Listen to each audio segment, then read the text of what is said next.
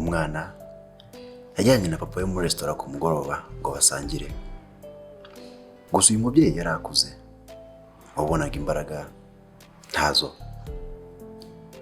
Mu gihe yafataga ifunguro, ibiryo byatakaraga ku ishati ye ndetse no ku ipantaro. Abantu bari muri iyo resitora bose bakamureba nabi, ariko umwana we nta kibazo yari abifiteho. Nyuma uyu mubyeyi amaze gufungura, umwana we yari afite ibinezaneza ku maso.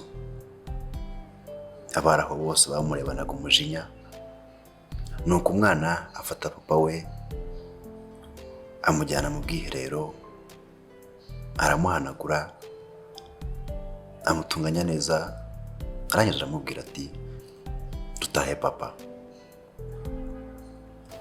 Mu gusohoka, abari muri resitora bose babareba bacecetse kandi batishimye. Ntibumvaga ukuntu umuntu mukuru yarya yimenaho ibiryo mu bantu. Umwana arishyura, arangije afata papa w'ukuboko, barasohoka. Bageze ku muryango, umwe mu bantu bakuru bari muri iyo resitora aramubaza ati musore muto, nta kintu usize? Ntacyo mubyeyi, aramusubiza. Umusaza arongera ati usize isomo rinini kuri buri musore uri aha ndetse n'umubyeyi wicaye hano. Rungano, sinzi niba ari umugani, ariko aho abantu bakuze bari niho twese twerekeza.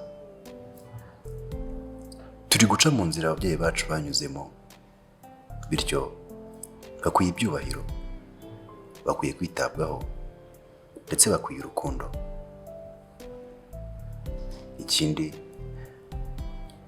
ujye wirinda gucira undi muntu urubanza, kuko ntabwo uzi aho ejo cyangwa ejo bundi uzaba uri.